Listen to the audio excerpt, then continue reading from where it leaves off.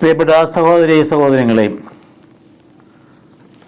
ഉയർപ്പ് ഞായറാഴ്ചയുടെ ആനന്ദം, അതിൻ്റെ സന്തോഷം എല്ലാവർക്കും ഹൃദ്യമായിട്ട് ആശംസിക്കുകയാണ്. 50 ദിവസത്തെ നോമ്പ് നേറ്റി നിൽക്കുന്ന അതിൻ്റെ പരമ കാഷ്ഠയിൽ ദൈവപുത്രൻ്റെ ഉയർപ്പ് നമ്മെ സംബന്ധിച്ചിടത്തോളം വലിയ ആനന്ദം പകരുന്ന സംഗതിയാണ് ലോകം മുഴുവൻ. അതുകൊണ്ട് നോമ്പിൽ ഉപവാസം പ്രാർത്ഥനയൊക്കെയായിട്ട് കഴിഞ്ഞിട്ട് അവസാനത്തെ ദിവസം ഉയർപ്പ് ഞായറാഴ്ച പരിധി വെട്ടി ആഘോഷമായിട്ട് ധാർമ്മിക നിലവാരമൊക്കെ വിട്ടു പോകുന്ന രീതിയിലേക്ക് അതപ്പതിക്കാതിരിക്കാൻ നാം പ്രത്യേകം ശ്രദ്ധിക്കേണ്ടതാണ്. ആഹ്ലാദവും ആനന്ദവും ദൈവത്തിൽ പരിശുദ്ധാത്മാവുള്ള ആനന്ദമാണ്. അതുകൊണ്ട് നമ്മൾ ഓർക്കേണ്ട ഒരു കാര്യം, തീനും കുടിയുമില്ല പരിശുദ്ധാത്മാവിൻ്റെ ആനന്ദമാണ് ദൈവരാജ്യം എന്ന് പറയും. അപ്പോൾ ആത്മാവിനെ വീട്ടിലുള്ള ആനന്ദം നമുക്ക് വേണ്ട. ആഘോഷിക്കാനും ഒന്നിച്ച് ഭക്ഷണം കഴിക്കാനും സന്തോഷിക്കാനും ഒക്കെ അവകാശമുണ്ട്. പക്ഷെ അതുകൊണ്ട് പിന്നീട് പലപ്പോഴും നമ്മെക്കുറിച്ച് ആൾ ആരോപിക്കുന്ന പോലെ ഏറ്റവും കൂടുതൽ മദ്യം വിറ്റഴിക്കുന്ന ദിനമായി ഈ ഈസ്റ്ററിനെ കാണുന്ന രീതി നമുക്ക് ദുഃഖകരമായൊരു കാര്യമാണ്. 50 ദിവസം എങ്ങനെ പിടിച്ച് നിന്നിട്ട് 50 ദിവസം കൂടി ഒന്നിച്ച് കുടം കമത്തിയ പോലെ പോയി അവസാനിപ്പിക്കുന്നത് ഒട്ടും തന്നെ അഭികാമ്യമായ കാര്യമല്ല. അതുകൊണ്ട് വളരെ ചിട്ടയോടും ക്രമത്തോടും കൂടി ആത്മനിയന്ത്രണത്തോടു കൂടി ഈ തിരുനാൾ ആചരിക്കാൻ കഴിയട്ടെ എന്ന് ആശംസിക്കുകയാണ്. ഉയർപ്പ് എന്ന് പറയുമ്പോൾ നമ്മളെന്താ ധരിച്ചു വെച്ചിരിക്കുന്നത്?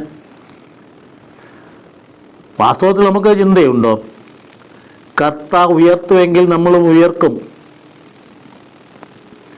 അങ്ങനെയാണെങ്കിൽ നമ്മുടെ ജീവിതത്തിന് ആ ബോധ്യമുണ്ടായിരുന്നുവെങ്കിൽ ഇവിടെ മണ്ണടിഞ്ഞു പോകുന്ന മൂല്യങ്ങൾ കെട്ടിപ്പിടിച്ച് കിടക്കില്ലായിരുന്നു. അങ്ങനെയായിരുന്നുവെങ്കിൽ ഒരുപടി മണ്ണിന് വേണ്ടി ശത്രുതയോടുകൂടി കൊലയും കൊലപാതകവും നടത്തില്ലായിരുന്നു. അങ്ങനെയായിരുന്നെങ്കിൽ ഒരമ്മേൻ്റെ എതിർത്ത് പറഞ്ഞ മക്കൾ തമ്മിൽ ഇമ്മനെ വഴക്കടിച്ച് നരകം സൃഷ്ടിക്കില്ലായിരുന്നു. അങ്ങനെയായിരുന്നുവെങ്കിൽ നമ്മൾ തട്ടിപ്പിൻ്റെയും വെട്ടിപ്പിൻ്റെയും വഴിയെ പോവില്ലായിരുന്നു. അപ്പോൾ അതുകൊണ്ട് ഉയർപ്പ് എന്ന് പറയുന്നത് നമുക്കുള്ളതാണ് എന്ന കാര്യം ഓർത്താൽ മരണാനന്തര ജീവിതം ഉണ്ട് എന്നതിനെ സംബന്ധിച്ച് സംശയകരമായ ബോധ്യം നമ്മുടെ ഉള്ളിൽ വേണം. അതുകൊണ്ട് നമുക്ക് പ്രത്യാശയുള്ളത്, അത് നമുക്ക് നിരാശയില്ലാത്തത്, അത് നമുക്ക് മരണത്തെ ഭയപ്പെടാത്തത് കൊണ്ടാണ്. നമ്മുടെ ജീവിതത്തിൽ കുറേ കൂടി ആത്മധൈര്യമുള്ളത് അതുകൊണ്ടാണ്. അവിടെ ഇവിടെയൊക്കെ കുഴഞ്ഞു വീണ് മരിക്കുമ്പോഴൊക്കെ നമ്മൾ ഞെട്ടിപ്പോകാത്തത് അതുകൊണ്ടാണ്. ദൈവം നിശ്ചയിക്കുന്ന സമയത്ത് നമ്മൾ വിളിക്കും. നമ്മൾ പോകുന്നത് ശൂന്യതയിലേക്കല്ല, കർത്താവിൻ്റെ കരങ്ങളിലേക്കാണ്, ഉദ്ധിതനായ നാഥൻ്റെ കയ്യിലേക്കാണ് പോകുന്നത്. നമ്മൾ അവിടുത്തെ കൂടെ ആയിരിക്കും. അരൂപിക്കെടുത്ത ശരീരം നമുക്കുണ്ടാകും, നമ്മൾ നിത്യം ജീവിക്കും. അങ്ങനെയുള്ള ബോധ്യം നമ്മുടെ ഉള്ളിലേക്ക് കടന്നു വന്നാൽ നമുക്ക് ഈ ഉത്ഥാനത്തിൻ്റെ ഈസ്റ്ററിൻ്റെ ആഘോഷങ്ങൾക്ക് അർത്ഥമുണ്ടാവും. അത് മനസ്സിലാക്കേണ്ട ഒരു കാര്യമാണ്. നമ്മളിങ്ങനെ വിശ്വാസം ഇല്ലാത്തവരെ പോലെ വിശ്വാസിയായിട്ട് ജീവിക്കരുത്. വിശ്വാസം ഇല്ലാത്തവരെ പോലെ പറച്ചിലിൽ വിശ്വാസം ഉണ്ടാവുകയും ജീവിതത്തിൽ വിശ്വാസം ഇല്ലാതായിരിക്കുകയും ചെയ്യുന്ന വൈരുദ്ധ്യങ്ങൾ നമ്മുടെ ജീവിതത്തിലുണ്ട്. അതുകൊണ്ട് നമുക്ക് മരണാനന്തര ജീവിതമുണ്ട്. അതുകൊണ്ട് നമ്മളിവിടെ കെട്ടിപ്പിടിച്ച് കിടക്കേണ്ടതല്ല. പണത്തെ കെട്ടിപ്പിടിച്ച് കിടക്കാൻ പാടില്ല, അത് പങ്കുവയ്ക്കപ്പെടേണ്ടതാണ്. മറ്റേതെങ്കിലും അധികാരത്തെയും പ്രശസ്തിയും കെട്ടിപ്പിടിച്ച് കിടക്കാൻ പാടില്ല, അത് തമ്പുരാൻ തരുന്ന വഴി അതിൻ്റെ വഴിക്ക് പോക്കട്ടെ. അതിൽ ഏതെങ്കിലും കാര്യങ്ങൾ, ബന്ധങ്ങളോ അധികാരങ്ങളോ ഒന്നും നമുക്ക് കെട്ടിപ്പിടിച്ച് കിടക്കേണ്ടതല്ല. അധികാരം കർത്താവിൻ്റേതാണ്. അപ്പോൾ അതുകൊണ്ട് നമ്മുടെ ജീവിതത്തിൻ്റെ നോർമൽ ലൈഫ് എന്ന് പറയുന്നത് ഉത്ഥാനത്തിലുള്ള ജീവിതത്തിൻ്റെ ഭാഗഭാഗിത്വമാണ്. അത് ആത്മാർത്ഥമായിട്ടാണ് നമ്മൾ വിശ്വാസത്തിലൂടെ അനുഭവിക്കുന്നുവെങ്കിൽ അത് വലിയ കാര്യമാണ്. ഉത്ഥാനം എന്ന് പറയും വിശ്വാസാനുഭവമാണ്.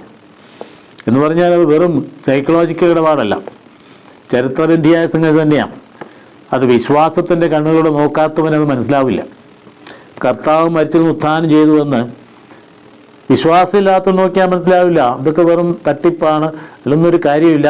അവരെന്തുമാത്രം ഗവേഷണം നടത്തി. കർത്താവ് ഉത്ഥാനം ചെയ്ത് 2000 വർഷമായില്ലേ, എന്തുമാത്രം അതിനെതിരെയൊക്കെ ആളുകൾ ചിന്തനങ്ങളും ചിന്തകളും പഠനങ്ങളൊക്കെ നടത്തിയിട്ട് വല്ല പ്രയോജനം ഉണ്ടായോ? He is there living. The Lord is risen and He is with you. നമ്മുടെ കൂടി ഉണ്ട്. ആ ഒരു അവബോധം നമുക്കുണ്ടാകേണ്ട. അതുകൊണ്ട് നമുക്ക് 2-3 പോയിൻ്റേക്ക് അപ്പം ധ്യാനിക്കാൻ പോകും. ഒന്നാമതായിട്ട് ആ സംഭവം, ചരിത്ര സംഭവത്തിൻ്റെ പശ്ചാത്തലം നമുക്കൊന്ന് നോക്കാം. മത്തായിയുടെ സുവിശേഷത്തിൽ നിന്നും ഒപ്പം തന്നെ യോഹന്നാൻ്റെ. അത് കഴിഞ്ഞ് ഒരു ഉപോത്ബലകമായി പൗലോസ്ലീഹ പറയുന്നു. അത് പിന്നീട് ഓൾഡ് ടെസ്റ്റമെന്റിൽ അതിൻ്റെ പ്രതീകങ്ങളൊക്കെ കാണാൻ ഉള്ള സമയങ്ങളും പരിശ്രമിക്കാം. മത്തായി 28:1-16 സ്ത്രീകളെ സാക്ഷ്യം കാണാം. ആദ്യം കർത്താവിൻ്റെ ശൂന്യമായ കല്ലറയുടെ സാക്ഷ്യം സ്ത്രീകളാണ്. ആ ഗെത്സമേനിൽ വെച്ച് ശത്രുക്കൾ വന്നപ്പോൾ ശിഷ്യന്മാരെല്ലാം ഓടിപ്പോയി. ഇടയനെ അടിക്കും, ആടുകൾ ചെതറുമെന്ന് മുൻകൂട്ടി കർത്താവ് പറഞ്ഞതാ. എല്ലാം ചെതറി. അവസാനം കുരിശിലൂടെ യോഹന്നാൻ മാത്രമേ ഉണ്ടായിരുന്നുള്ളൂ. പകുതി വഴിക്ക് പത്രോസ് ചെന്നിരുന്നു. ബാക്കിയുള്ളവരെ എവിടെ പോയെന്ന് ആർക്കറിയാം. എല്ലാവരും ഓടിപ്പോയി. ആ ഒരു സംഗതി.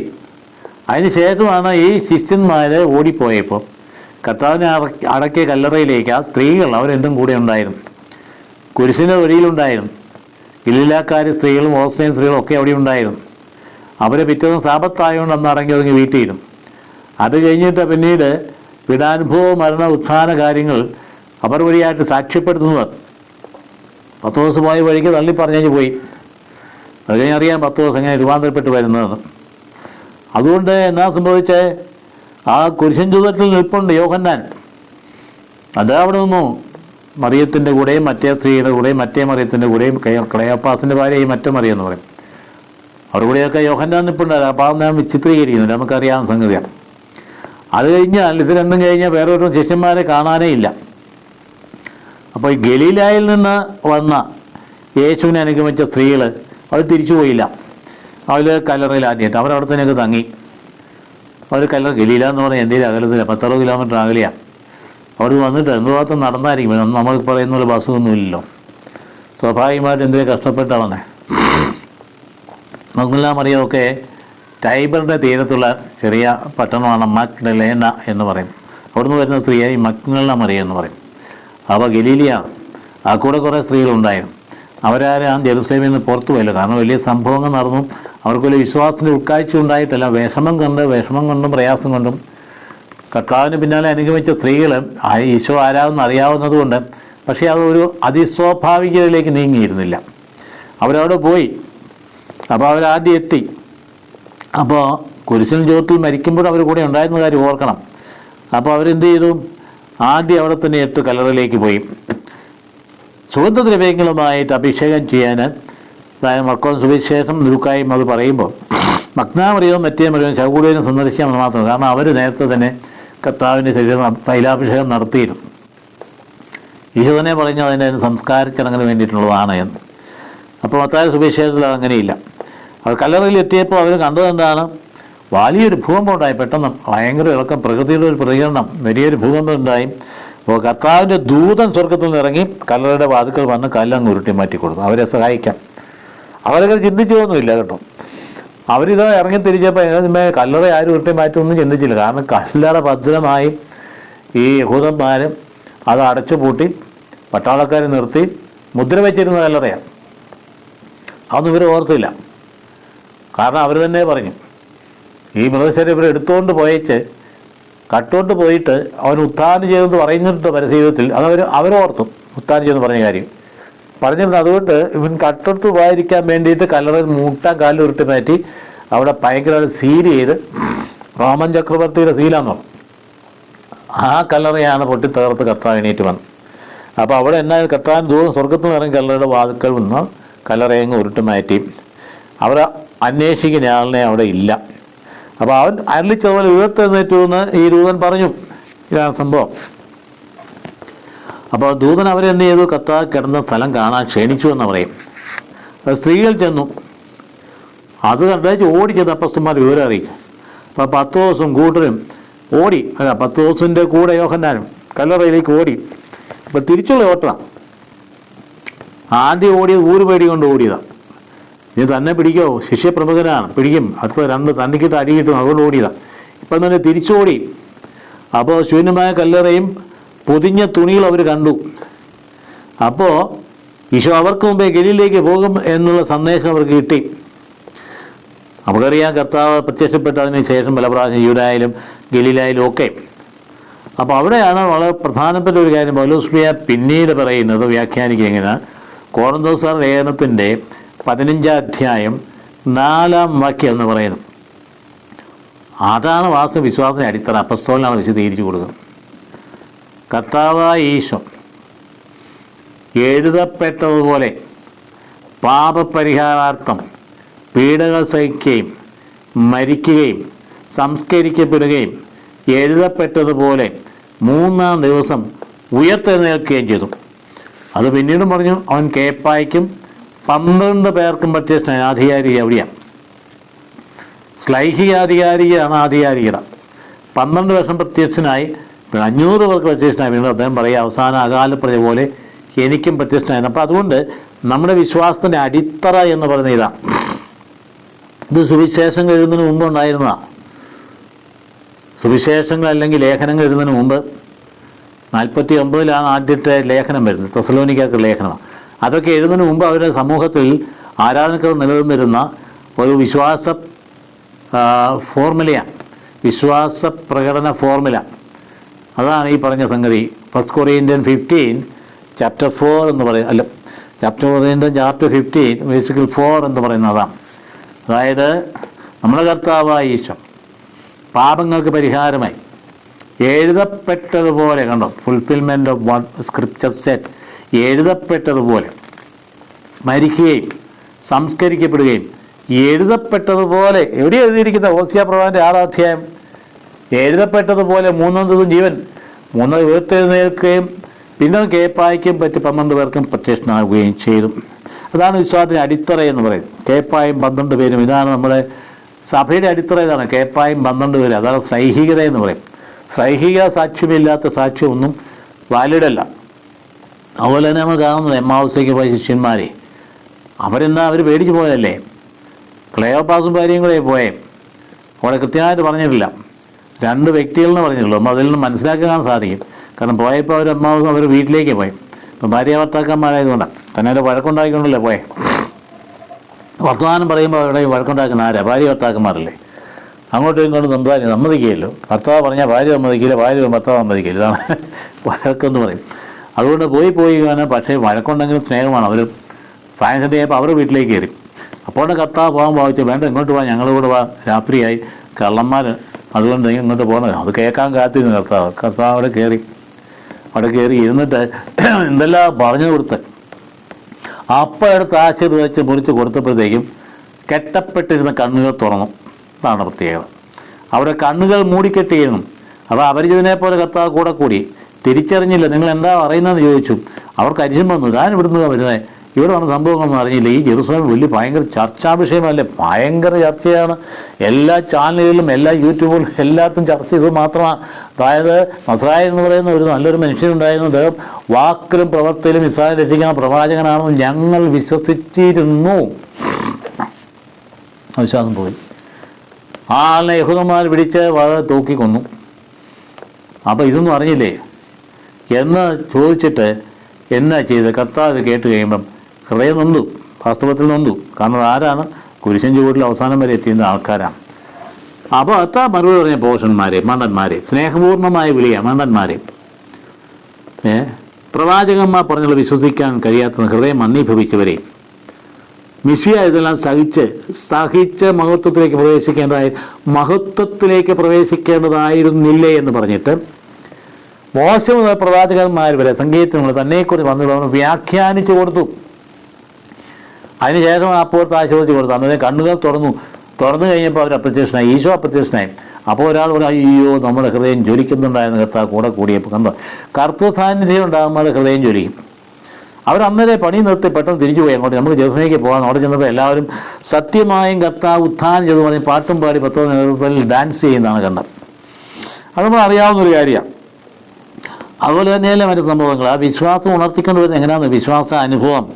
ഈ പറയുന്ന പത്രോസ് പിന്നീട് നിരാശനായി പോയില്ലേ? എന്തൊരു വിളിയായിരുന്നു പത്രോസിൻ്റെ വിളി.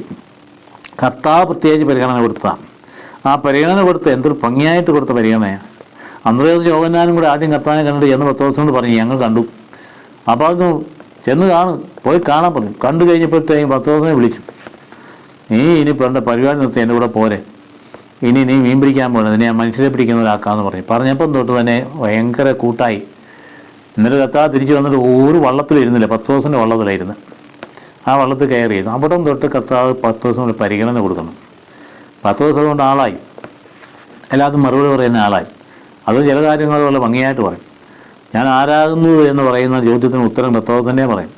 നീ ജീവനുള്ള ദൈവത്തിന് പുത്രനായ മെസ്സിയ ആകുന്നത് തന്നെ പറയും. അങ്ങനെ നല്ല ഭംഗിയായിട്ട് പറയും. അതുകൊണ്ട് പല പ്രാവശ്യം 10 ദിവസം എല്ലാത്തിനും മറുപടി നൽകുന്ന. എല്ലാവരും പോയി കഴിഞ്ഞപ്പോൾ നിങ്ങൾ പോകുന്നില്ല എന്ന് കർത്താവ് ചോദിച്ചു. എല്ലാവരും പോകും. സത്യമായും ഞാൻ സ്വർഗ്ഗം ജീവനുള്ള അപ്പമാവുന്ന അപ്പം ഭക്ഷിക്കുന്ന നിത്യം ജീവിക്കുമെന്ന് പറഞ്ഞതിന് ശേഷം ഇന്ന് തരാതിരിക്കുന്ന നിങ്ങൾക്ക് ശരിക്കും എൻ്റെ ശരീരമാണെന്ന് പറഞ്ഞപ്പോൾ ഞാനെല്ലാം പിണങ്ങി. 5 അപ്പം കൊണ്ട് 5000 പേരെ തീറ്റിപ്പോയിട്ടിയപ്പോൾ അതെല്ലാം തിന്ന മനുഷ്യരാണ് പണങ്ങിയത്. എല്ലാം പോയി. ഇവനെ കിറുക്കാന്ന് പറഞ്ഞ് പോയപ്പോൾ ഇവർ നിൽക്കുക പോകാതെ. നിങ്ങളും പോകുന്നില്ല എന്ന് ചോദിച്ചു. അപ്പോൾ എന്നാ 10 ദിവസം പറഞ്ഞു, ഞങ്ങൾ ഇങ്ങോട്ട് പോകാനാ, ജീവൻ്റെ വചനങ്ങൾ നിൻ്റെ പക്കലുണ്ടല്ലോ. ഇത്രമാത്രം സാക്ഷ്യം വഹിച്ച മിടുക്കനായ അപ്പസ്തലനാണ് ഈ 10 ദിവസം പറയുന്നത്. സ്നേഹമില്ലാഞ്ഞിട്ടാണോ? കർത്താവ് ഗസ്മയെ പ്രാർത്ഥിച്ചു, 2-3 പ്രാവശ്യം വന്നു. ഇതാ നിങ്ങൾ 1 മണിക്കൂർ എന്നോട് ഉണർന്നിരിക്കാൻ പറ്റിയില്ലെന്ന് ചോദിച്ചു. പക്ഷേ ആത്മാവ് സന്നദ്ധമാണ്, ശരീരം ബലമാണെന്ന് കർത്താവ് കൊണ്ട് സഹതാപത്തോടെ അനുകമ്പയോടെ അവരോട് സംസാരിച്ചു. 3-ാമത്തെ പ്രാവശ്യം തട്ടി എണീപ്പി, മതി, ഉറങ്ങിയത് മതി, താ വരുന്നുണ്ട്, എണീറ്റ് നോക്കിയപ്പോൾ അവർ പ്രതീക്ഷിച്ചതല്ല കണ്ടത്. അവർ പ്രതീക്ഷിച്ചത് എന്താണ്? ഇങ്ങനെ വല്ലതും സംഭവിക്കുമെന്ന് വിചാരിച്ചോ? കാരണം കർത്താവിന് കൊല്ലാൻ വന്നവരുടെ ഇടയിൽ നടന്നുപോയ ആളാണ് കർത്താവ്, പിടിയെടുക്കാൻ പോയിരുന്ന ആളാണ്. പക്ഷേ ഇവിടെ സമയം സമാഗതമായി എന്ന് കർത്താവിനറിയാം. അവർ വന്നതാരെ വന്നു, ഒറ്റുകാരൻ വന്നു ഒറ്റി. യുദാസെ സ്നേഹിത, നീ ചുംബനത്താ മനുഷ്യപുത്രം ഒറ്റിക്കൊടുക്കുമെന്ന് ചോദിച്ചു. എന്നിട്ട് കർത്താവ് ചോദിച്ചു, നിങ്ങൾ ആരെ അന്വേഷിക്കുന്നു? നിങ്ങൾ നസ്രായനെ യേശുവാണ്, അത് ഞാൻ തന്നെയാണ്. വരെ അങ്ങ് വിട്ടാർ. ബോധം കെട്ട് നിലത്ത് വീണു അവർ. അതായത് കർത്താവിനെ അറസ്റ്റ് ചെയ്യാൻ വന്നവരെ ബോധം കെട്ട് നിലത്ത് വീണു. നിലത്ത് വീണ് കഴിഞ്ഞപ്പോൾ കർത്താവ് അവരെ ഉയർത്തി എന്ന് തന്നെ വിട്ടുകൊടുക്കുക ചെയ്ത്. കർത്താവ് സ്വയം വിട്ടുകൊടുത്തത്. അപ്പോൾ ഞാനോട് പറഞ്ഞത്, അത് വിട്ടുകൊടുത്താനും തിരിച്ചെടുക്കാനും നീ എനിക്ക് അധികാരം നൽകിയിട്ടുണ്ടല്ലോ. അങ്ങനെ വിട്ടുകൊടുത്താൽ അവിടെ വെച്ച് ഓടിയതാണ് പത്രോസ്, അതുപോലെ മറ്റു ശിഷ്യന്മാരും.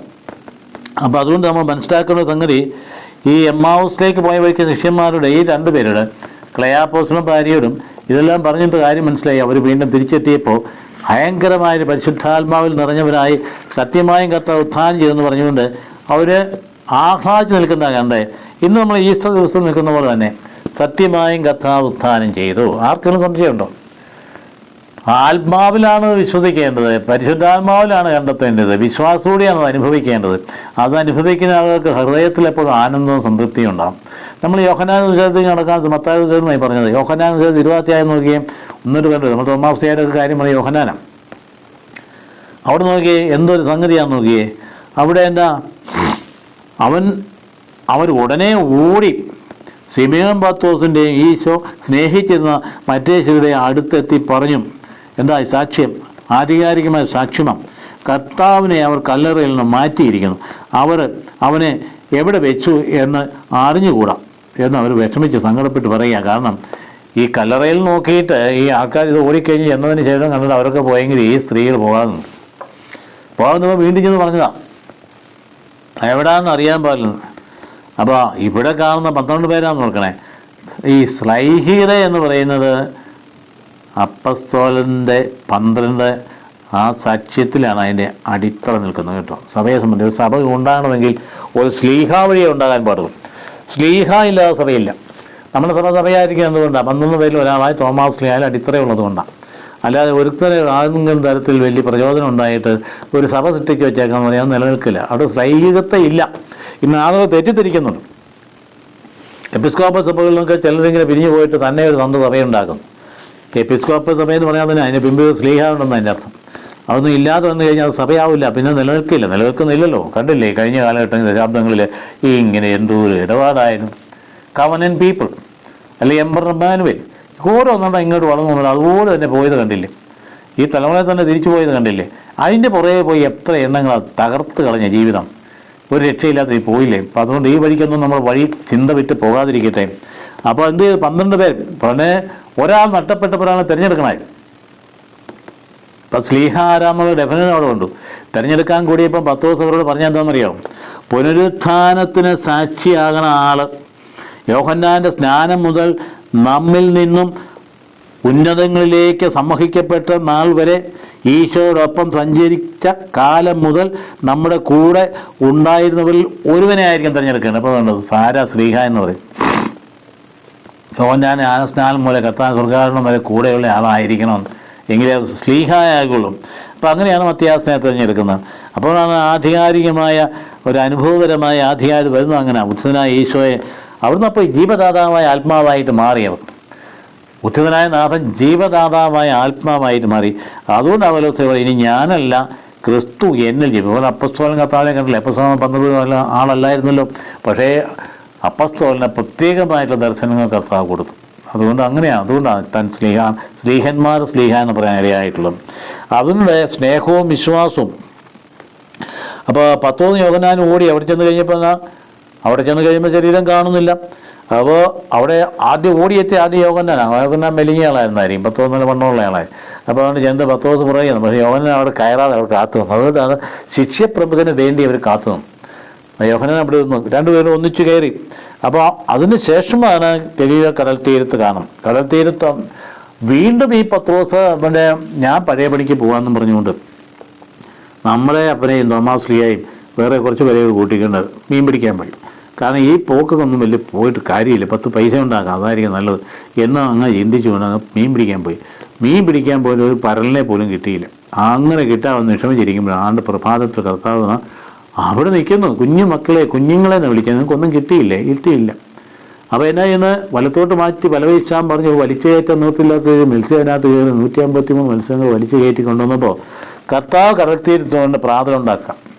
ഓക്കെ, അവർ നല്ല അമ്മയായിട്ട് ഈശോ മാറും. മക്കൾക്ക് വേണ്ടി നല്ല നിങ്ങൾ പിടിച്ച മീനുകളുടെ ഒരു ഭാഗം കൂടി കൊണ്ടുവരാൻ പറയും. അതിൻ്റെ അനുഭവം നമുക്കറിയാം. അങ്ങനെയാണ് വീണ്ടും ശക്തിപ്പെടുന്നത്. 10 ദിവസം വീണ്ടും ശക്തിപ്പെടുന്ന കാര്യം നമുക്കറിയാം. 10 ദിവസത്തിൻ്റെ ജീവിതത്തിൽ ഒരുപാട് മാറ്റങ്ങൾ വരുന്നതായിട്ട് നമ്മൾ കാണുന്നുണ്ട്. പിന്നെയും അതിനകത്ത് വലിയ വൈദ്യമായിട്ടുള്ള അപ്പോക്രിഫൽ റീഡിങ്ങിൽ കാണുന്ന മറ്റൊരു കാര്യം, പത്രോസ് ഒരിക്കൽ നോക്കിയപ്പം കർത്താവ് വീണ്ടും കുരിശം ചുമന്നുകൊണ്ട് പോകാം.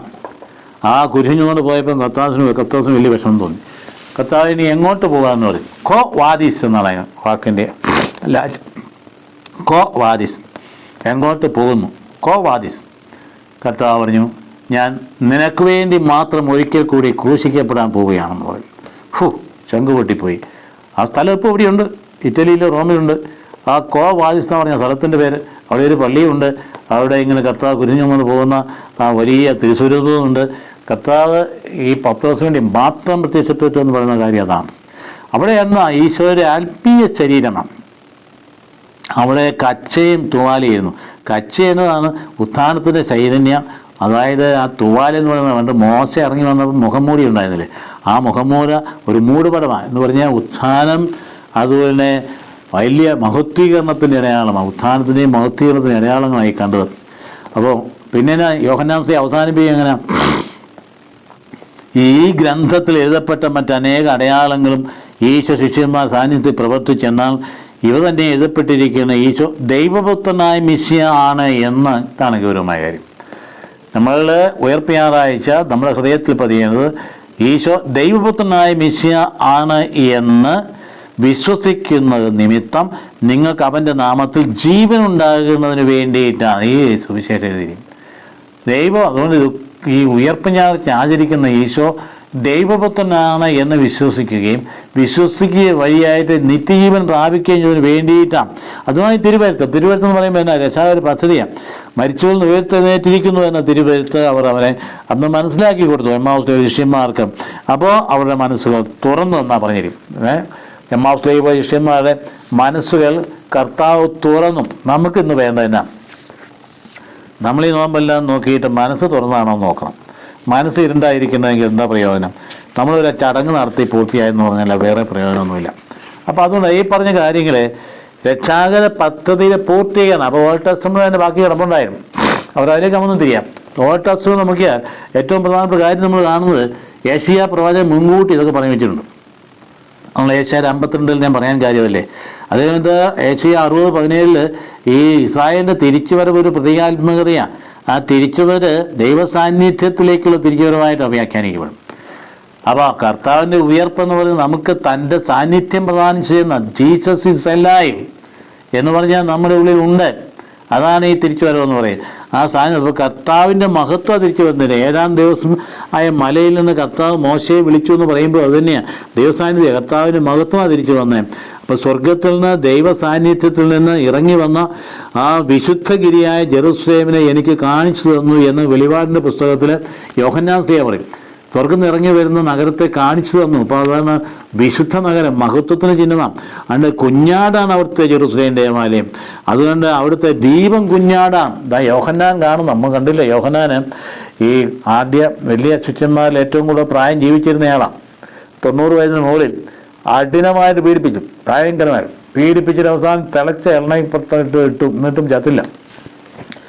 കഠിനമായി പീഡിപ്പിച്ചിട്ട് കഴിഞ്ഞ് ചാകാതിരുന്നപ്പം കൊണ്ട് ആ വന്യമൃഗങ്ങൾ ഇഴയന്തക്കളും കിടക്കുന്ന വനത്തിലെ ആ പാൽമോ ദ്വീപിലേക്ക് കൊണ്ട് എറിഞ്ഞു. അവിടെ കിടന്ന് വല്ല പാമ്പും കൊത്തി ചത്തോളൂന്നാണ് വിചാരിച്ചത്. അവിടെ ചെന്ന് കഴിയുമ്പോൾ മനുഷ്യബന്ധം എല്ലാം പോയി. ആകെ മനസ്സ് വിഷമിച്ച് ആകെ പോലെ സങ്കടപ്പെട്ട് കമ്മന്ന് കിടന്ന് ഉറങ്ങിപ്പോയി. ഉറങ്ങിയപ്പോഴാണ് ദർശനം, ദൈവിക വെളിപാട്. ദൈവപുത്രൻ പിതാവിൻ്റെ വലത്തുഭാഗത്തിരിക്കുന്ന കണ്ടുകൊണ്ട് താൻ്റെ ക്ഷീണമെല്ലാം മാറി അങ്ങ് ഭയങ്കരമായൊരു ഉന്മേഷം തിരിച്ചു വന്ന് അങ്ങനെ കണ്ട കാര്യങ്ങൾ എഴുതി വെച്ചതാണ് വെളിപാടിൻ്റെ പുസ്തകം എന്ന് പറയും. അപ്പം അവിടെയാണ് സ്വർഗത്തിൽ നിന്ന് ദൈവ സാന്നിധ്യത്തിൽ നിന്ന് ഇറങ്ങി വരുന്ന വിശുദ്ധഗിരിയായ ജെറുസലേമിനെ എനിക്ക് കാണിച്ചു തന്നെന്ന് പറഞ്ഞതാണ്. അതാണ് പുനരുത്ഥാന ജീവിതം എന്ന് പറയും. നമുക്കിതിനപ്പുറത്തോട്ടൊരു ജീവിതമുണ്ട്. അപ്പോൾ 7-ാം ദിവസം മലയിൽ നിന്ന് കർത്താവ് മോശയെ കാണിച്ച് വിളിച്ചതുപോലെ തന്നെയാണ്. അപ്പോൾ അതുപോലെ രാജാക്കന്മാരും ജനതകളും യാവയുടെ പ്രകാശത്തിൽ സഞ്ചരിക്കാൻ. സങ്കീർത്തനം 102:22 പറയുന്നത് എന്നാണെന്നറിയാം, ജനതകളും രാജ്യങ്ങളും ഒരുമിച്ച് വന്ന് സിയോനിൽ കർത്താവിൻ്റെ നാമവും ജെറുസലേമിൽ അവിടുത്തെ സ്തുതിയും പ്രഘോഷിക്കപ്പെടും. ഇതൊക്കെ മുൻകൂട്ടിയുള്ള പ്രവചനം, ഭാവി നടക്കാൻ പോകുന്ന കാര്യം തന്നെയാണ്. നടന്നത് പുനരുത്ഥാനത്തിലാണ്. അപ്പോൾ ദൈവരാജ്യത്തിന് മുൻകൂട്ടിയുള്ള ആവിഷ്കാരം നമ്മൾ കാണുന്നത്. അപ്പോൾ ഒരു തിരിച്ചു വരവാണ്. അതുകൊണ്ട് യെശയ്യാ 2:2-3 വരെ ഒരു പ്രവചനമുണ്ട്. എല്ലാ ജനതകളും കർത്താവിലേക്ക് വരും, എല്ലാ ജനതകളും. അത് പ്രതീകാത്മകമായി പറയുന്നത് ഇങ്ങനെയാണ്: അന്തിമ നാളുകളിൽ കർത്താവിൻ്റെ നാമം സ്ഥിതി ചെയ്യുന്ന മല ഗിരിശൃംഖങ്ങൾക്ക് മുകളിൽ സ്ഥാപിക്കപ്പെടും, കുന്നുകൾക്ക് മുകളിൽ ഉയർത്തപ്പെടും, ജനതകൾ അവിടേക്ക് പ്രവഹിക്കും. വരുവിൻ, നമുക്ക് കർത്താവിൻ്റെ ഗിരിയിലേക്ക്, യാക്കോവിൻ്റെ ദൈവത്തിൻ്റെ ഭവനത്തിലേക്ക് പോകാം. നമ്മെ അവിടുത്തെ മാർഗം പഠിപ്പിക്കും, അവിടുത്തെ മാർഗത്തിൽ നമ്മളെല്ലാം നടക്കും എന്ന് പറഞ്ഞ് അനേകം ജനതകൾ വരും. ജനതകളെല്ലാം വരുവും. എന്നിട്ടോ സിയോനിൽ നിന്ന് നിയമവും ജെറുസലേമിൽ നിന്ന് വചനവും പുറപ്പെടും. കണ്ടില്ലേ? അത് ഇന്ന് നടന്നുകൊണ്ടിരിക്കുന്ന കാര്യമില്ല. ജനതകളെല്ലാം കർത്താവ് ഞാൻ ആ കുരിശ് ഉയർത്തപ്പെടുമ്പോൾ എല്ലാവരും എന്നിലേക്ക് ആകർഷിക്കുമെന്ന് പറയുന്നു. അത് വളരെ ഗൗരവമായ കാര്യം നമ്മൾ എടുക്കേണ്ടതാണ്. അപ്പോൾ അതുകൊണ്ട് ദൈവം തന്ന രക്ഷ അത് ജനത്തിന് ആരാധനാ സമൂഹത്തിന് രൂപീകരണത്തിനാണ്. അപ്പോൾ അതുകൊണ്ട് ഉദ്ധിതനായ നാഥനെ ചുറ്റിപ്പറ്റിയുള്ള ആരാധനാ സമൂഹമാണ് നമ്മുടെ. അപ്പോൾ അതുകൊണ്ട് നമ്മൾ ആദ്യം കാണുന്ന ഒരു പ്രധാനപ്പെട്ട പോയിന്റ്, അതായത് ഈ ഉത്ഥാനത്തിന് ഉപോത്ബലകമായി നിൽക്കുന്നത് യെശയ്യാ 52 അധ്യായമാണെങ്കിൽ 1 സാമുവേൽ 2:1-10 വരെ ഹന്നായുടെ കാര്യം ഇതുപോലെ തന്നെയാണ്. ഹന്ന ഒരു പ്രതീകമാണ്. ഹന്ന നമുക്കറിയാമല്ലോ, ഹന്നായും പെനീനായും എൽക്കാനയുടെ ഭാര്യമാരാണ്. ഹന്ന ആദ്യം ഒരുപാട് പീഡിപ്പിക്കപ്പെട്ടു, മക്കളില്ലായിരുന്നുകൊണ്ട്. അതുകൊണ്ട് അവൾ അവിടെ പോയി ദേവാലയത്തിൽ പ്രാർത്ഥിച്ചു. പ്രാർത്ഥന പോലും തെറ്റിദ്ധരിച്ചു. പുരോഹിതൻ വന്ന് നീ കള്ളു കുടിച്ചിട്ടാണോ വന്നിരിക്കുന്നത് ചോദിച്ചു. അവസാനം പറയും, അയ്യോ ഞാൻ എൻ്റെ കർത്താവിൻ്റെ ഒക്കെ എന്നെ ഹൃദയം ചൊരിയാണ്, എൻ്റെ വിഷമങ്ങൾ പറയുകയാണെന്ന് പറയും. അപ്പോൾ കർത്താവ് അവളോട് ചോദിച്ചു, എനിക്ക് ഒരാളിനെ തരികയാണെങ്കിൽ എനിക്ക് കുഞ്ഞിനെ തരികയാണെന്ന് നിനക്ക് ഞാൻ തിരിച്ചു തരാമെന്ന്. അങ്ങനെയാണ് സാമുവേലുണ്ടാകുക. ഞാൻ ചോദിച്ചു വാങ്ങുന്ന പേരിൻ്റെ അർത്ഥം. അങ്ങനെ സാമുവേലിനെ അവൾ ആ പ്രതിജ്ഞ എടുത്തത് തന്നെ തമ്പുരാൻ തിരിച്ചു കൊടുത്തു. അങ്ങനെ ആ സാമുവേൽ പ്രവാചകൻ ഉണ്ടായി. പിന്നീട് അവൾക്ക് മക്കളുണ്ടായി, അവൾക്ക് സന്തോഷമായി. അപ്പോൾ അവിടെ അവളുടെ കീർത്തനമാണ് അവിടെ എടുത്തു വെച്ചിരിക്കും. താനെ ശത്രുവിൻ്റെ മേലുള്ള വിജയം, കർത്താവ് നൽകുന്ന വിജയത്തെ എടുത്തു കാട്ടിക്കുന്ന കൃപയെ സ്തുതിക്കുന്നതാണ്. അതിൽ നിന്ന് എടുത്താണ് മാതാവിൻ്റെ സ്തോത്രഗീതം ലൂക്കാസ് വിജയത്തിൻ്റെ ആദ്യ അധ്യായത്തിൽ കാണുന്ന സ്തോത്രഗീതം അങ്ങനെയാണ്. അപ്പോൾ പെനീന എന്താണ്? പരിഹാരം. കർത്താവിന് പെനീനായൊരു വേദനയ്ക്ക് കർത്താവ് പരിഹാരം ചെയ്യുന്നതാണ്. അപ്പോൾ അവിടുന്ന് ദരിദ്രനെ സംരക്ഷിക്കുന്നു, ആ ദരിദ്രനെ മോചിപ്പിച്ച് മഹത്വത്തിലേക്ക് ഉയർത്തുന്നു, അഹങ്കാരികൾ ശിക്ഷ കൊടുക്കുന്നു. അങ്ങനെയാണ് ആ പ്രതീകമായി ഇസ്രായേലിൻ്റെ പ്രതീകം ഹന്ന മാറുന്നു. അതുപോലെ നമുക്കൊരു ആ വിദൂരതയുള്ള ഒരു പ്രതീകമായിട്ട് ഈശോയുടെ വരവിനെ സൂചിപ്പിക്കുന്നതായ പ്രതീകമാണ് സാമുവേൽ പ്രവാചകൻ. അത് നമുക്ക് മുൻകൂട്ടി പറയുന്നു. അപ്പോൾ ഈ 3-ാമത്തെ പോയിന്റും പറയുന്ന റോമാക്ക് ലേഖനത്തിൽ എന്നും പറയുന്ന പോലെ തന്നെ 5, 6, 7 അധ്യായങ്ങൾ വളരെ കൃത്യമായിട്ട് ഈശോയുടെ രക്ഷാകര പ്രവൃത്തിയെക്കുറിച്ച് പറയാം. മരണത്തിനുള്ള മോചനം, പാപത്തിൽ നിന്നും നിയമത്തിൽ നിന്നും അതുകൊണ്ട് 6 അധ്യായം 1-14 വാക്യങ്ങളും മാമോദിസയെക്കുറിച്ചും പറയുന്നുണ്ട്. അവിടെ ജ്ഞാനസ്നാനത്തെക്കുറിച്ചാണ് പറയുന്നത്. പാപത്തിൽ നിന്ന് മരിച്ചവരെ മിശിഹായുടെ മരണത്തിൽ സ്നാനം സ്വീകരിച്ചപ്പോൾ പുതുജീവിതം കിട്ടി.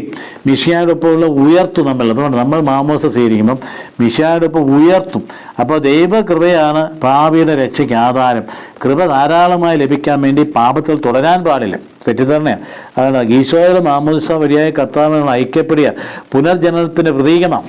ആ മുങ്ങൽ എന്ന് പറയുന്നത് ഈശോയുടെ മരണത്തിലും മുങ്ങിയിട്ട് പൊങ്ങുന്നത് പുനരുത്ഥാനത്തിലുള്ള പങ്കുചേരല. അത് പരിശുദ്ധാത്മാവിലുള്ള ജീവിതമാണ്. ആ പുനർജനനം എന്ന് പറയുന്നത് ആ മുങ്ങിപ്പൊങ്ങുന്നത് അത് കൃത്യം ഒരു പുഴയിൽ പോയി കുളത്തിൽ പോയി മുങ്ങണം എന്ന് നിർബന്ധമില്ല. അതിൻ്റെ പ്രതീകാത്മകതയാണ്. നമ്മളിപ്പം നൽകുന്നത് കുഞ്ഞിൻ്റെ തലയിൽ ജലം ഒഴിച്ചുകൊണ്ടാണ്. അത് സഭ നിശ്ചയിച്ചാൽ അത് മതി എന്ന് പറഞ്ഞാൽ ആത്മീയമായ ഭാവത്തിനാണ് പ്രാധാന്യമില്ല, ഭൗതികമായ മുങ്ങലിനല്ല.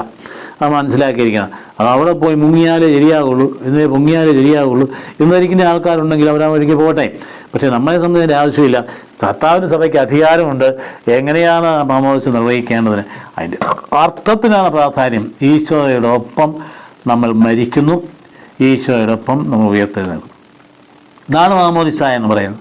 ഇപ്പോൾ ഈശോയോടൊപ്പം മരിച്ചവരായതുകൊണ്ട് നമ്മൾ ഈശോയോടൊപ്പം ഈശോയോടൊപ്പം ഐക്യപ്പെട്ടിരിക്കുന്നത് കൊണ്ട് നമ്മൾ ജീവിക്കുമ്പോൾ ഈശോയോടൊപ്പം ജീവിക്കും. ആണ് ഏറ്റവും. ഇപ്പം മുങ്ങൽ ഒരു പുനർജനനമാണ്. അതുകൊണ്ടാണ് ആ ക്ഷാളനത്തിന് വിശുദ്ധീകരണത്തിന് അർത്ഥമുണ്ടെന്ന് പറയും. അപ്പോൾ കർത്താവിൻ്റെ സമ്പൂർണ്ണ ഐക്യത്തിൽ അവിടുത്തെ മരണത്തിൽ, അത് സംസ്കാരത്തിൽ, പുനരുത്ഥാനത്തിൽ, പിന്നെ പൊതുജീവിതത്തിലുള്ള പങ്കുചേരലാണ് സംഭവിച്ചുകൊണ്ടിരിക്കുന്നത്. അപ്പോൾ അതുകൊണ്ട് പാപത്തിനാണ് സ്നാനാർത്ഥി മരിക്കുന്നത്. അതുകൊണ്ട് യാന്ത്രികതയില്ല. ഞാൻ ആ വെള്ളത്തിൽ മുങ്ങി കഴിഞ്ഞാൽ അവൻ്റെ പാപമെല്ലാം മോഹിച്ചുള്ള യാന്ത്രികതയല്ല, അത് ഹൃദയത്തിലാണ് സംഭവിക്കേണ്ടത്. ബാഹ്യമായിട്ട് വെള്ളത്തിൽ മുങ്ങി തലയ്ക്കല്ല വെള്ളം മുങ്ങിയതുകൊണ്ട് എല്ലാം പാപം മോഹിച്ചു ആരും ധരിക്കരുത്. അങ്ങനെ ധരിക്കുന്ന ആൾക്കാരുണ്ടെങ്കിൽ ധരിക്കട്ടെ, പക്ഷേ അതിൻ്റെ ഹൃദയത്തിലാണ് അത് സംഭവിക്കേണ്ടത്. അപ്പം പാപം വർദ്ധിപ്പിച്ചത് കൃപ അതിനേക്കാൾ വർദ്ധിച്ചു. പാപവും കൃപയും ഇവിടെ ഒരാൾ വഴി, ഒരു മനുഷ്യൻ വഴി പാപം കടന്നു വന്നതിൽ മറ്റൊരു വഴി രണ്ടാമത്തെ ആദം വഴി കൃപ കടന്നു വന്നിരിക്കുന്നു. അപ്പോൾ ശരീരവും അതുകൊണ്ട് തന്നെ നമ്മൾ കർത്താവിൻ്റെ ക്രൂശിത ആയ അവസ്ഥ പോലെ തന്നെ നമ്മുടെ ശരീരവും കർത്താവിനോടൊപ്പം കുരിശിൽ തറയ്ക്കപ്പെട്ടിരിക്കുന്നു. അതുകൊണ്ട് നമ്മൾ ഈശോയോടൊപ്പം മരിച്ചാൽ ഈശോയോടൊപ്പം ജീവിക്കും. അതുകൊണ്ടാണ് നമുക്ക് പുനരുത്ഥാനം ഉണ്ട് എന്ന് നാം പറയുന്നു. അപ്പോൾ മിശിഹായോട് കൂടി മരിച്ചവർ മിശിഹായോട് ജീവിക്കും, നിത്യജീവൻ പ്രാപിക്കും. അതാണ് നമ്മുടെ പ്രത്യാശ അടിസ്ഥാനം അതാണ്. അതുകൊണ്ട് നമുക്ക് നിരാശയില്ല. പെട്ടെന്ന് മരിക്കുന്ന അവസരത്തിൽ നമുക്ക് നിരാശപ്പെടേണ്ട കാര്യമില്ല. അതുകൊണ്ട് ഉയർപ്പിക്കപ്പെടും എന്നുള്ള ബോധ്യം നമുക്കുണ്ടായിരിക്കണം. അപ്പോൾ മിശിഹായുടെ മേൽ പിന്നീട് മരണത്തിന് അധികാരമാണ്. അതുപോലെ തന്നെ നമുക്കും നമ്മൾ ജീവിക്കും, നിത്യം ജീവനിലേക്ക് പങ്കുവരും. അതുകൊണ്ടല്ലേ പൗലോസ് പറയുന്നത് പ്രധാന മലാഖയുടെ കാഹളത്തിൽ ഉയരുകയും ദൈവത്തിൻ്റെ ആജ്ഞാസുരം കേൾക്കുകയും ചെയ്യുമ്പം മനുഷ്യപുത്രൻ വാനമേഘങ്ങൾ പ്രത്യക്ഷനാകും. അപ്പോൾ ജീവിച്ചിരിക്കുന്നവരാണ് ആ മരിച്ചവർക്ക് കിടക്കയിൽ ഞാൻ നിങ്ങളോട് പറയുന്നു, നാമോ കർത്താവിലേക്ക് എടുക്കപ്പെടും. നാം എന്നും കർത്താവിൻ്റെ കൂടെ ആയിരിക്കുകയും ചെയ്യും. ഈ വാക്കുകളെ പരസ്പരം ആശ്വസിപ്പിക്കാൻ പറഞ്ഞില്ല. അപ്പോൾ തെസ്സലോനിക്ക ലേഖനത്തിൽ പറഞ്ഞിരുന്നില്ലേ എന്ന് വളരെ ക്ലിയർ ആയിട്ട് പറഞ്ഞു. നമ്മളെന്ത് ഈ ഘട്ടങ്ങളിലൊക്കെ മരണാന്ത ജീവിതത്തെക്കുറിച്ച് വിശ്വാസം ക്ഷയിച്ചു പോയി, കാര്യമ സംസ്കാരങ്ങളെയൊക്കെ പോയി നിൽക്കുന്നുണ്ട്, കേൾക്കുന്നുണ്ട്, ഒക്കെ ഉണ്ട്. മറ്റൊരാളുടെ അയൽവക്കക്കാരൻ സംസ്കാരത്തിൽ പങ്കെടുക്കുന്നുണ്ട്. താൻ മരിക്കും എന്നുള്ള ഓർമ്മ ഉണ്ടോ? ഞാൻ തന്നെ മരിക്കുന്ന ഓർമ്മയുണ്ടോ? ഞാൻ മരിച്ചാൽ എവിടേക്ക് പോകുമെന്നുള്ള ചിന്തയുണ്ടോ? ഞാൻ മരിച്ച കർത്താവിൻ്റെ കരങ്ങളിലായിരിക്കണോ ധാരണയുണ്ടോ? ഞാൻ മരിച്ചാൽ ഉത്ഥാനം ചെയ്യേണ്ടവനാണെന്നുള്ള വിശ്വാസമുണ്ടോ? ഇതാണ് ഏറ്റവും പ്രധാനപ്പെട്ട ചോദ്യം നമ്മോട് ചോദിക്കേണ്ടത് ഇപ്പോൾ ഈ അവസരത്തിൽ. അപ്പോൾ അതുകൊണ്ട് നാം എന്ത് ചെയ്ത് പാപത്തിനെതിരായിട്ടുള്ള, പ്രലോഭനത്തിനെതിരായിട്ട്, ആസക്തിക്കെതിരായിട്ടുള്ള പോരാട്ടമാണ് ജീവിതത്തിന് വിജയം എന്ന് പറഞ്ഞാൽ. അതുകൊണ്ട് അതിനെന്തിനു വേണം? ദൈവത്തിൻ്റെ ആ വചനത്തിലെ അനുസരണമാണ് ആവശ്യമാണ്. നിത്യജീവന പ്രത്യാശ. അതുകൊണ്ട് നമ്മൾ അതിന് വിപരീതമായുള്ള സാഹചര്യത്തിൽ പോയി അതപ്പതിക്കാൻ പാടില്ല. അതുകൊണ്ട് ഉത്ഥാനത്തിൻ്റെ ദിനത്തിൽ എടുക്കേണ്ട തീരുമാനം, എൻ്റെ കർത്താവ് ഉത്ഥാനം ചെയ്തു. ആ ഉത്ഥാനം ചെയ്ത അനുഭവത്തിൽ ആ ശ്ലീഹ പറഞ്ഞതുപോലെ പറയാം, ഈശോ എന്നെ സ്വന്തമാക്കി, എനിക്ക് വേണ്ടിയാണ് മരിച്ചത്.